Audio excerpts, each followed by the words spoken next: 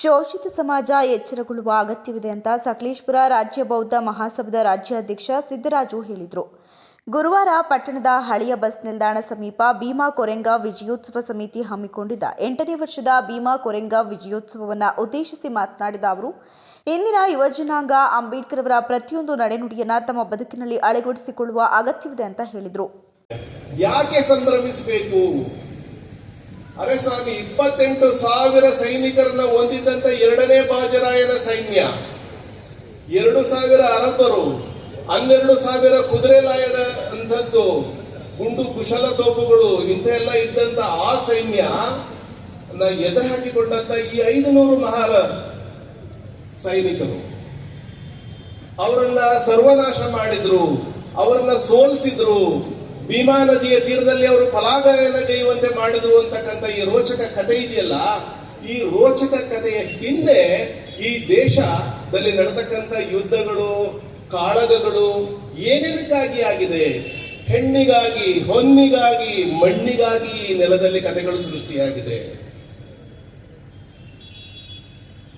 ಮಹಾಭಾರತ ಸೃಷ್ಟಿಯಾಯಿತು ಹೆಣ್ಣಿಗಾಗಿ. 14 ವರ್ಷ ವನವಾಸ ಮಾಡಿದಂತ ಕಥೆಯನ್ನು ಬರೆದ್ರು, ಪುರಾಣ ಪ್ರಸಿದ್ಧ ಅಂತ ಹೇಳಿದ್ರು.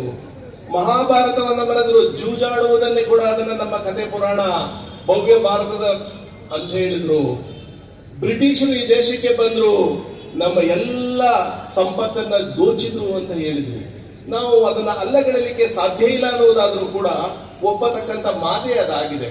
ಅದು ಇದ್ದಿರಲಿ ಒಂದು ಕಡೆಗೆ. ಆದ್ರೆ ಭಾರತದ ಅಂದದ ಪರಿಸ್ಥಿತಿ ಏನಿತ್ತು ಅಂತ ಹೇಳಿ ಯಾವ ಇತಿಹಾಸಕಾರನು, ಯಾವ ಉಲ್ಲೇಖಿತನು ಕೂಡ ನಮೂದು ಮಾಡದೇ ಇರತಕ್ಕಂಥದ್ದು ಈ ದೇಶದ ಬಹುಸಂಖ್ಯಾತ ಜನರ ಇತಿಹಾಸದ ಪುಟವನ್ನ ಕಪ್ಪು ಕತ್ತಲೆಯಲ್ಲಿ ಇಟ್ಟಿದ್ರು ಅಂತಕ್ಕಂಥದ್ದನ್ನ ನಾವು ನೀವೆಲ್ಲ ಒಪ್ಪಲೇಬೇಕಾಗತ್ತೆ. ಆ ಕಪ್ಪು ಜನರೇ ಇಲ್ಲಿ ಕುಳಿತಂತವರ ಪ್ರತಿನಿಧಿಗಳು ನಾವು ನೀವೆಲ್ಲ.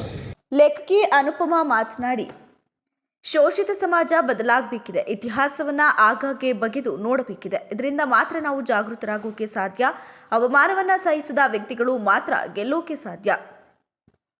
ಇದನ್ನ ನಮಗೆ ಕಲಿಸಿದವರು ಕೊರೆಂಗಾವ್ ಕಾಳಿಗಳು ಅಂತ ಹೇಳಿದರು. ಶೋಷಿತ ಸಮಾಜ ಸದಾ ಜಾಗೃತವಾಗಿರಬೇಕು. ಅಂಬೇಡ್ಕರ್ ನಿಜವಾದ ಶಾಂತಿವಾದಿ ಆಗಿದ್ರು. ಇದನ್ನ ಯಾರು ಸರಿಯಾಗಿ ಗುರುತಿಸಿಲ್ಲ ಅಂತ ಹೇಳಿದರು. ಹೊಡೆಯಲಿಕ್ಕೆ ಜಾತಿ ಇಲ್ಲ, ಮೇಲ್ಬಾಚಲಿಕ್ಕೆ ಜಾತಿ ಇಲ್ಲ, ದೇವದಾಸಿ ಮಾಡ್ಲಿಕ್ಕೆ ಅವ್ರ ಜೊತೆ ದೈಹಿಕ ಸುಖವನ್ನು ಅನುಭವಿಸ್ಲಿಕ್ಕೆ ಜಾತಿ ಇಲ್ಲ. ಆದ್ರೆ ಸಮಾಜದಲ್ಲಿ ಬಂದ್ಕೂಡ್ಲೆ, ಮನೆ ಒಳಗೆ ಬಂದ್ಕೂಡ್ಲೆ, ಅಥವಾ ಇನ್ನೊಂದೇನೋ ಅಧಿಕಾರದ ಸ್ಥಾನಕ್ಕೆ ಬಂದ್ಕೂಡ್ಲೆ, ದೇವಸ್ಥಾನಕ್ಕೆ ಬಂದ್ಕೂಡ್ಲೆ ಜಾತಿ ಅಂತ ಹೇಳ್ತಿದ್ರಲ್ಲ, ಇದು ಎಲ್ಲವುದನ್ನ ಒಡೆದಾಕಿದಂಥದ್ದು ಈ ಕೋರೆಗಾಂವ್ ಮಹಾ ವಿಜಯ ಅಂತ ಹೇಳ್ಬೋದು.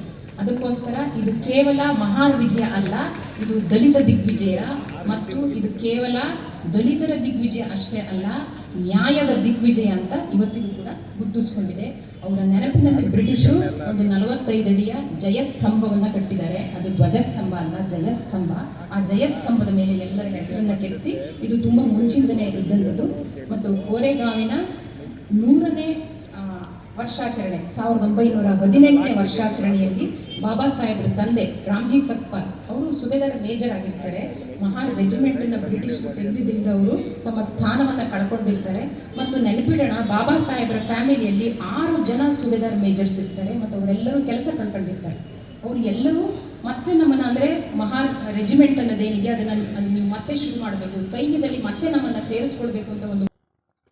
ವಕೀಲ ಸುಧೀರ್ ಕುಮಾರ್ ಮುರುಡಿ ಮಾತನಾಡಿ, ಕೊರೆಂಗ ವಿಜಯೋತ್ಸವದ ನಂತರ ದಲಿತರಿಗೆ ತಮ್ಮ ತೋಳ್ಬಲದ ಅರಿವು ಮೂಡಿದೆ. ನಮ್ಮೊಂದಿಗೆ ಇದ್ದೇ ನಮ್ಮ ವಿರುದ್ಧ ಕೆಲಸ ಮಾಡುವವರ ಬಗ್ಗೆ ಎಚ್ಚರಿಕೆಯಿಂದ ಇರಬೇಕು. ಶೋಷಿತರ ವಿರುದ್ಧ ಇರುವವರಿಗೆ ಮತ ನೀಡಬಾರದು. ತಮ್ಮ ಮತಗಳು ವ್ಯರ್ಥವಾಗಬಾರದು. ಶೋಷಿತರ ಮೊದಲ ಗೆಲುವೆ ಕೊರೆಂಗ ಯುದ್ಧ.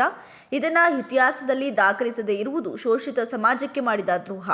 ಸಂವಿಧಾನ ಬದಲಾಯಿಸುವ ಬಗ್ಗೆ ಮಾತನಾಡುವವರ ವಿರುದ್ಧ ಎಚ್ಚರವಾಗಿರಿ. ಜಾಗೃತಿ ಮೂಡಿಸುವ ಉದ್ದೇಶದಿಂದ ಕೊರೆಂಗ ವಿಜಯೋತ್ಸವ ಆಚರಿಸಲಾಗುತ್ತದೆ ಅಂತ ಹೇಳಿದರು. ನಮ್ಮ ಹೆಗಲ ಮೇಲೆ ಇಟ್ಟಿರ್ತಕ್ಕಂಥ ಬಂದೂಕು ನನ್ನದೇ ಜನಗಳ ವಿರುದ್ಧ ಆ ಬಂದೂಕನ್ನು ಸಿಡಿಸೋದಕ್ಕೆ ಪ್ರಯತ್ನ ಪಡ್ತಾ ಇದ್ದಾರೆ ಅನ್ನುವಂತ ಅರ್ಥವನ್ನು ನಾವು ಮಾಡ್ಕೋಬೇಕು. ಆ ರೀತಿ ಅರ್ಥ ಮಾಡ್ಕೋಬೇಕಾದ ಸಂದರ್ಭದಲ್ಲಿ ಸಕಲೇಶಪುರದ ಸರ್ಕಾರಿ ಆಸ್ಪತ್ರೆ ಬಗ್ಗೆ ಏನು ಮಾತಾಡಕ್ ಬಿಡಲ್ಲ. ಕಾರ್ಯಕ್ರಮಕ್ಕೂ ಮುನ್ನ ಮಿನಿ ವಿಧಾನಸೌಧದ ಸಮೀಪದ ಅಂಬೇಡ್ಕರ್ ಪ್ರತಿಮೆಗೆ ಮಾಲಾರ್ಪಣೆ ನಡೆಸಲಾಯಿತು. ನಂತರ ಪಟ್ಟಣದ ಮುಖ್ಯ ಬೀದಿಯಲ್ಲಿ ಕಲಾ ತಂಡಗಳೊಂದಿಗೆ ಅಂಬೇಡ್ಕರ್ ಭಾವಚಿತ್ರ ಹಾಗೂ ಕೊರೆಂಗ ವಿಜಯ ಸ್ತಂಭದೊಂದಿಗೆ ಮೆರವಣಿಗೆಯನ್ನು ನಡೆಸಲಾಯಿತು. ವೇದಿಕೆಯ ಮೇಲೆ ಪೂಜ್ಯ ಬಂಥಿಜಿ ಸುಗತಪಾಲ, ಜಿಲ್ಲಾ ಪಂಚಾಯಿತಿ ಮಾಜಿ ಸದಸ್ಯ ಬೈರಮುಡಿ ಚಂದ್ರು, ಕಾಂಗ್ರೆಸ್ ಮುಖಂಡ ಮುರಳಿ ಮೋಹನ್, ಸಮಿತಿ ಅಧ್ಯಕ್ಷ ಲಕ್ಷ್ಮಣ್ ಕಿತ್ತಿ, ಗೌರವಾಧ್ಯಕ್ಷ ನಲ್ಲುಳಿ ಈರಪ್ಪ, ಹೆತ್ತೂರು ಅಣ್ಣಯ್ಯ, ಸಕಲೇಶಪುರ ಪ್ರಾಧಿಕಾರದ ಅಧ್ಯಕ್ಷ ಸೈಯದ್ ಮುಫೀಜ್ ಕೊಮಾರಯ್ಯ, ಬಿ ಮಹಾರ್ಮಿ ಜಗದೀಶ್, ಎಡೆಹಳ್ಳಿ ಆರ್ ಮಂಜುನಾಥ್, ಕಟ್ಟೆಗದ್ದೆ ನಾಗರಾಜು, ಪ್ರಶಾಂತ್ ಕಲ್ಗಣೆ, ಭೀಮಾ ಕೊರೆಂಗಾವ್ ಸಮಿತಿ ಅಧ್ಯಕ್ಷ ರಾಜಶೇಖರ್, ಪರಿಶಿಷ್ಟ ಜಾತಿ ನೌಕರರ ಸಂಘದ ಅಧ್ಯಕ್ಷ ಮಹೇಶ್, ಇಒ ಗಂಗಾಧರ್, ಕೀರ್ತಿ ಸ್ವರೂಪ್, ಬೈಕೆರೆ ದೇವರಾಜ್, ಕಲ್ಪನಾ ಕೀರ್ತಿ ಮುಂತಾದವರು ಉಪಸ್ಥಿತರಿದ್ದರು. ಎಸ್ಕೆಪಿಪಿ ಪಟ್ಟಣದ ಹಳೆಯ ಬಸ್ ನಿಲ್ದಾಣದಲ್ಲಿ 8ನೇ ವರ್ಷದ ಭೀಮ ವಿಜಯೋತ್ಸವವನ್ನು ಆಚರಿಸಲಾಯಿತು. ಪಟ್ಟಣದ ಮುಂಭಾಗದಿಂದ ವಿವಿಧ ಪುಷ್ಪಗಳಿಂದ ಅಲಂಕೃತ ಭೀಮ್ ಕೊರೆಂಗಾವ್ ಸ್ತಂಭದ ರಥ ಬೆಳಗ್ಗೆ 11 ಗಂಟೆಗೆ ಹೊರಟು ಪಟ್ಟಣದ ರಾಜಬೀದಿಯಲ್ಲಿ ಸಂಜೆ 4 ಗಂಟೆವರೆಗೆ ಸಂಚರಿಸಿತು.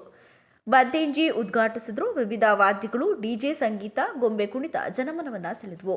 ಸಂಗೀತಕ್ಕೆ ಜನ ಕುಣಿದು ಕುಪ್ಪಳಿಸಿದ್ರು. ಹೆಣ್ಣು ಮಕ್ಕಳ ಕುಣಿತ ಭರ್ಜರಿಯಾಗಿತ್ತು.